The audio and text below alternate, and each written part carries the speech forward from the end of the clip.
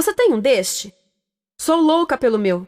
Na verdade, adoro todas as minhas coisas. Já se perguntou de onde vêm todas as coisas que compramos e para onde vão quando nos desfazemos delas? Não conseguia deixar de pensar nisso, por isso quis saber mais sobre o assunto. E os livros diziam que as coisas se deslocam ao longo de um sistema.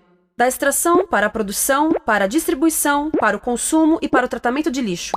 Isso tudo se chama a economia de materiais. Bem, estudei um pouco mais. Eu passei 10 anos viajando pelo mundo atrás de pistas de onde vêm as nossas coisas e para onde vão. E sabe o que eu descobri? Esta não é toda a história. Falta muita coisa nessa explicação.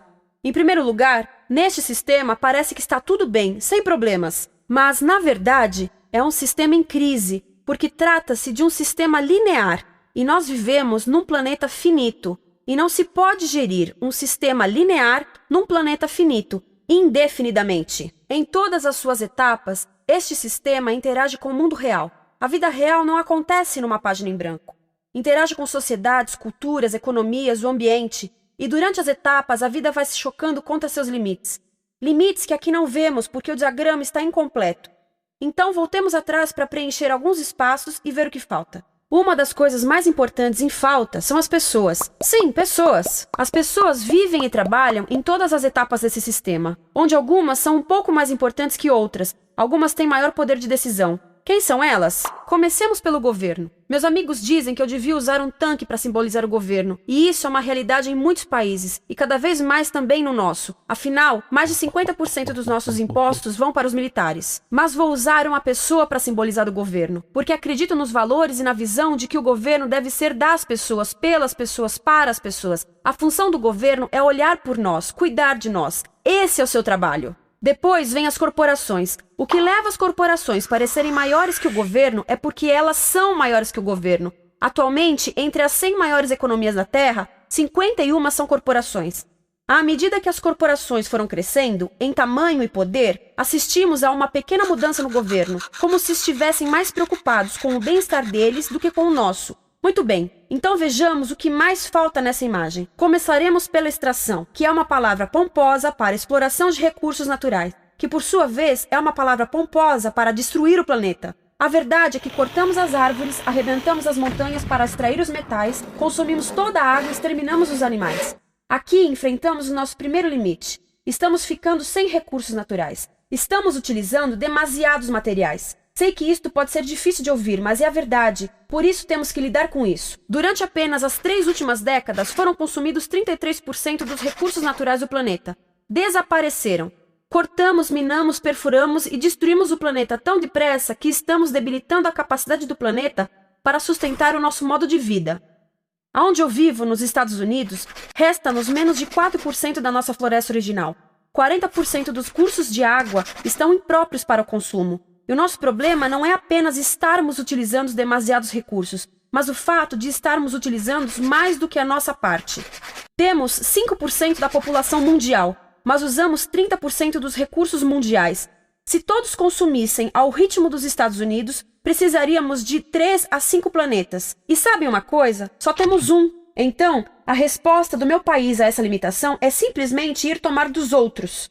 Este é o terceiro mundo, que alguém dirá tratar-se apenas de uma expressão para designar o local para onde foram as nossas matérias-primas. E o que é que acontece?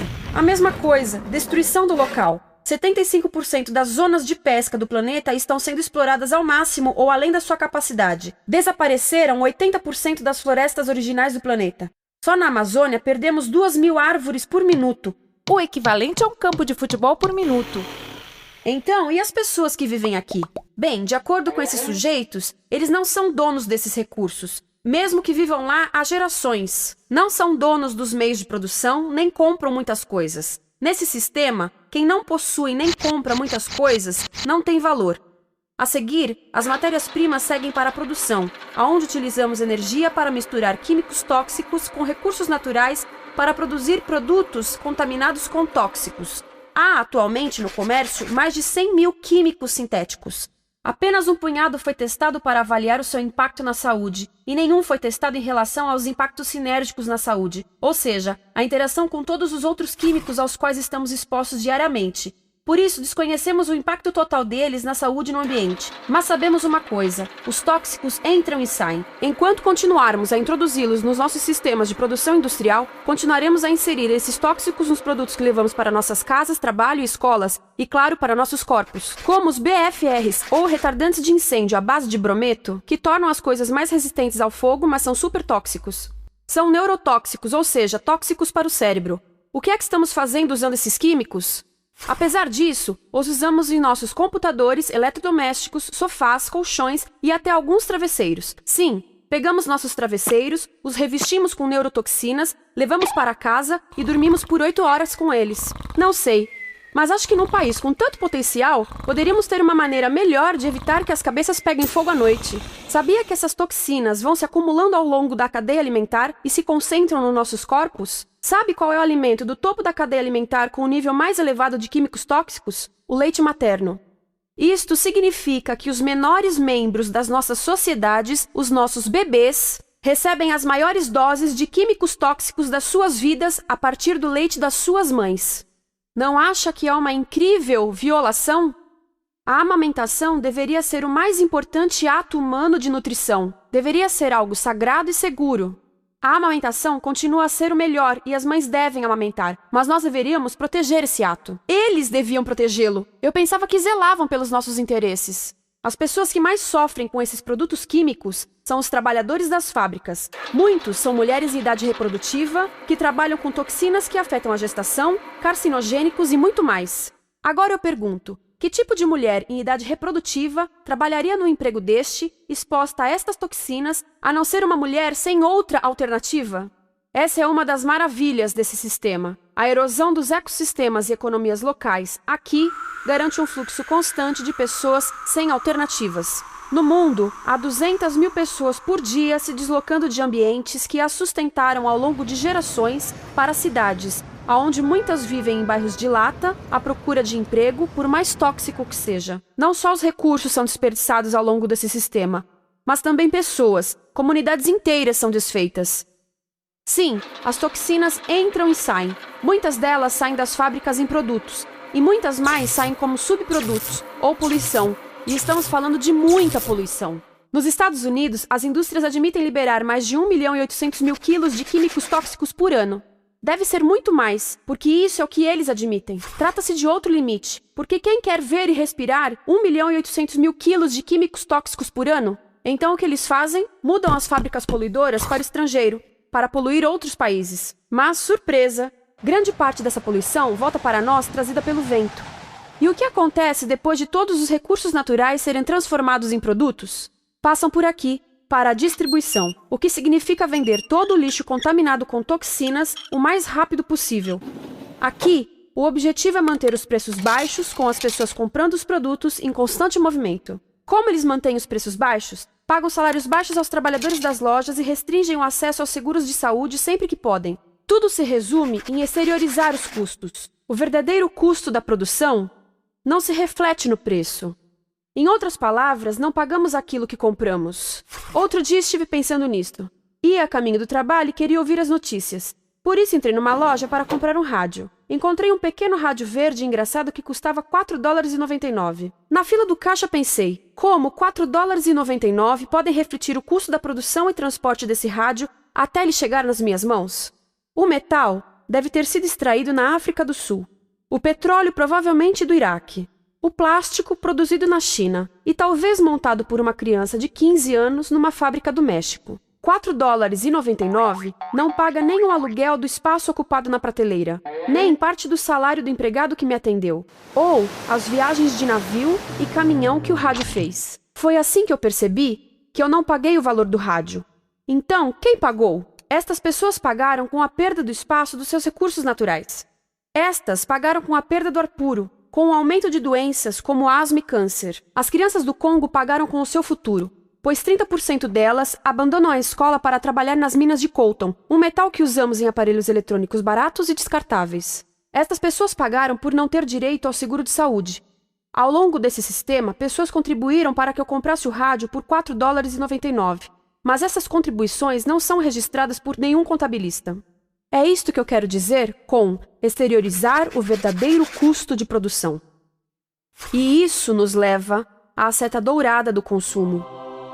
O coração do sistema, o motor que impulsiona. É tão importante proteger esta seta que se tornou prioridade daqueles dois sujeitos. É por isso que após o 11 de setembro, quando nosso país estava em choque, o presidente Bush poderia ter sugerido fazer luto, rezar, ter esperança, mas não, ele disse para fazermos compras. Compras! Nos tornamos uma nação de consumidores. Nossa principal identidade passou a ser de consumidores. Não mães, professores, agricultores, mas consumidores. Nosso valor é medido e demonstrado pelo quanto contribuímos para esta seta. Quanto consumimos. Não é isso que fazemos? Compramos, compramos, compramos. Manter os produtos circulando. E como circulam? Sabe qual a porcentagem dos produtos que circulam através desse sistema que ainda são usados 6 meses depois da venda na América do Norte? 50%? 20%? Não, 1%. 1. Em outras palavras, 99% das coisas que nós cultivamos, processamos, transformamos, 99% das coisas que percorrem o sistema são lixo em menos de 6 meses. Como é que podemos gerir um planeta com esse nível de rendimento? Mas não foi sempre assim. Hoje, o consumidor médio americano consome o dobro que há 50 anos. Pergunte à sua avó.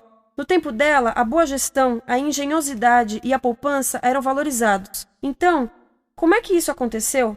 Bem, não aconteceu simplesmente. Foi planejado. Pouco depois da Segunda Guerra Mundial, estes sujeitos estudavam a forma de impulsionar a economia. O analista de vendas Victor Lebow articulou a solução que se tornaria a norma de todo o sistema. Ele disse: a nossa enorme economia produtiva exige que façamos do consumo a nossa forma de vida, que tornemos a compra e o uso de bens em rituais, que procuremos a nossa satisfação espiritual, a satisfação do nosso ego no consumo. Precisamos que as coisas sejam consumidas, destruídas, substituídas e descartadas a um ritmo cada vez maior. O conselheiro econômico do presidente Eisenhower disse: o principal objetivo da economia americana é produzir mais bens de consumo. Mais bens de consumo? O nosso principal objetivo? Não é providenciar cuidados médicos, ou educação, ou transportes seguros, ou sustentabilidade, ou justiça? Bens de consumo?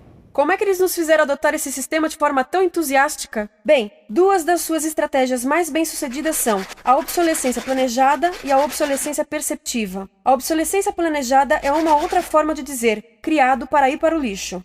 Eles fazem as coisas de modo que sejam inúteis tão rápido quanto possível para jogarmos fora e voltarmos a comprar. Isso é óbvio em sacolas ou copos de plástico, mas verifica-se isso em coisas maiores como esfregões, DVDs, máquinas fotográficas, churrasqueiras, quase tudo, até computadores. Já reparou que quando compra um computador, a tecnologia muda tão rápido que em poucos anos se torna quase um impedimento para a comunicação? Fiquei curiosa e abri um desses computadores para ver o que tinha dentro, e descobri que a peça que se muda a cada ano é apenas uma pecinha no canto. Mas não se pode mudar apenas essa peça, porque cada nova versão tem um formato diferente. Tem que jogar tudo fora e comprar um novo. Estive lendo sobre o design industrial da década de 50, quando a obsolescência planejada começou a aparecer. Esses designers eram muito claros sobre o assunto. Chegavam a debater quão rápido conseguiam que um aparelho avariasse, mas de modo que o consumidor mantivesse fé suficiente para ir comprar outro. Foi tão intencional, mas as coisas não avariam suficientemente rápido para manter essa seta funcionando. Por isso, existe também a obsolescência perceptiva. A obsolescência perceptiva nos convence a jogar fora coisas que ainda são perfeitamente úteis. Como fazem isso? Mudam a aparência das coisas. Por isso, se comprou suas coisas há alguns anos, todos percebem que você não tem contribuído para essa seta. E como o nosso valor depende da nossa contribuição para essa seta, isso pode ser embaraçoso. Por exemplo, se eu tiver o mesmo monitor de computador gordo e branco na minha mesa por 5 anos e a minha colega tiver comprado um computador novo, ela vai ter um monitor plano brilhante que combina com o computador, com o celular e até com as canetas. Ela parece estar operando uma nave espacial e eu pareço que tenho uma máquina de lavar na mesa. A moda é outro bom exemplo. Já se perguntou por que os saltos dos sapatos das mulheres passam de largos para finos num ano e no próximo de finos para largos? Não é por haver um debate sobre qual deles é mais saudável. É porque usar saltos largos num ano de saltos finos mostra que você não contribuiu recentemente para a seta. Por isso não vale tanto quanto a pessoa com saltos finos ao seu lado, ou em um anúncio. É para comprarmos sapatos novos. A publicidade e a mídia em geral têm um papel importante nisto. Cada um de nós nos Estados Unidos é bombardeado com mais de 3.000 anúncios por dia. Vemos mais publicidade num ano do que as pessoas há 50 anos viam em toda a vida. Qual é o objetivo de um anúncio se não nos fazer infelizes com o que temos? Por isso, nos dizem 3.000 vezes por dia que o nosso cabelo está errado, nossa pele, nossa roupa, nossos móveis, nossos carros, nós estamos errados. Mas tudo se resolve se formos às compras. A mídia também ajuda a esconder tudo isto e isto. Por isso, a única parte da economia que vemos são as compras. A extração, produção e envio para o lixo acontecem fora do nosso campo de visão. Por isso, nos Estados Unidos, temos mais coisas do que tivemos antes, mas pesquisas mostram nossa felicidade declinando. Nossa felicidade teve seu pico na década de 50, a mesma época em que a febre consumista explodiu. Coincidência interessante. Acho que sei o porquê. Temos mais coisas, porém menos tempo para o que realmente nos faz felizes. Amigos, família, tempo livre. Estamos trabalhando mais do que nunca. Analistas dizem que não temos tão pouco tempo livre desde a sociedade feudal. E sabem quais são as duas atividades que mais fazemos no pouco tempo livre que temos? Ver televisão e fazer compras. Nós, americanos, passamos 3 a 4 vezes mais tempo comprando do que os europeus. Assim, nessa situação ridícula, vamos trabalhar talvez em 2 empregos, e quando chegamos em casa exaustos e sentamos no sofá novo para ver televisão, os anúncios dizem que não prestamos, então vamos às compras para nos sentirmos melhor. Depois trabalhamos mais para pagar o que compramos e chegamos em casa mais cansados, vemos mais televisão que nos diz para fazermos compras outra vez. E estamos nesse ciclo de trabalhar, ver, comprar, e podíamos simplesmente parar. Então, no final, o que acontece a todas essas coisas que compramos? Nesse ritmo de consumo, não cabe tudo em casa, apesar do tamanho médio das casas ter duplicado nesse país desde os anos 70. Vai tudo para o lixo, e isso nos leva ao tratamento do lixo. Essa é a parte da economia de materiais que conhecemos melhor, porque nós temos de levar o lixo até a esquina. Cada americano produz 2 quilos de lixo por dia, o dobro do que fazíamos há 30 anos. Todo esse lixo ou é despejado num aterro, que é um grande buraco no chão, ou ainda pior, primeiro é incinerado e depois despejado no aterro. As duas formas poluem o ar, o solo, a água, sem esquecer que alteram o clima. A incineração é realmente ruim. Lembra daqueles tóxicos da fase da produção? Bem, queimar o lixo libera esses tóxicos no ar. Pior ainda, produz supertóxicos novos, como a dioxina. A dioxina é a substância mais tóxica feita pelo homem, e os incineradores são a principal fonte de dioxina. Isso significa que podemos parar a principal fonte da mais tóxica substância conhecida e feita pelo homem, simplesmente parando de queimar o lixo. E podemos parar hoje. Algumas empresas não querem criar aterros e incineradores aqui. Por isso, também exportam os resíduos. Então, e a reciclagem? A reciclagem ajuda? Sim, a reciclagem ajuda. Ela reduz o lixo nessa extremidade e depois reduz a pressão para minerar e colher mais nessa extremidade. Sim, todos devemos reciclar, mas reciclar não é o suficiente. Reciclar nunca será suficiente, por 2 razões. Primeiro, o lixo que vem das nossas casas é apenas a ponta do iceberg. Para cada saco de lixo que deixamos na esquina, 70 sacos de lixo são criados anteriormente, só para fazer o lixo desse saco que deixamos na esquina. Assim, mesmo que pudéssemos reciclar 100% do lixo das nossas casas, não se chegaria ao coração do problema. Além disso, grande parte do lixo não pode ser reciclado, ou porque contém demasiados tóxicos, ou porque é criado de início para não ser reciclável, como aquelas caixas de suco, que têm as camadas de metal, papel e plástico, todas coladas. Não dá para separar essas camadas para reciclá-las. Como se vê, é um sistema em crise. Por todo o percurso, estamos batendo em limites, do clima em mudança ao decréscimo da felicidade. Simplesmente não está funcionando. Mas a parte boa de um problema tão generalizado é haver tantos pontos de intervenção.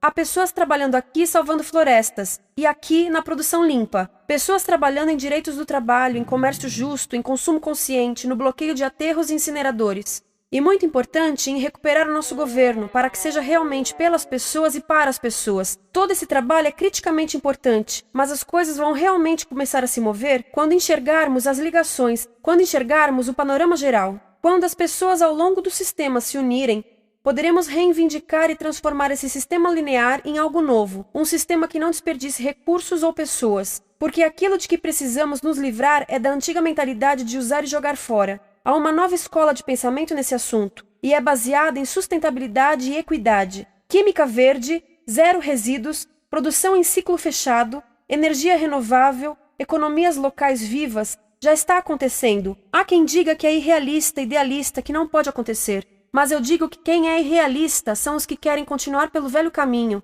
Isso é que é sonhar. Lembre-se que a velha forma não aconteceu por acaso. Não é como a gravidade que temos que conviver. As pessoas a criaram, e nós também somos pessoas. Por isso vamos criar algo novo.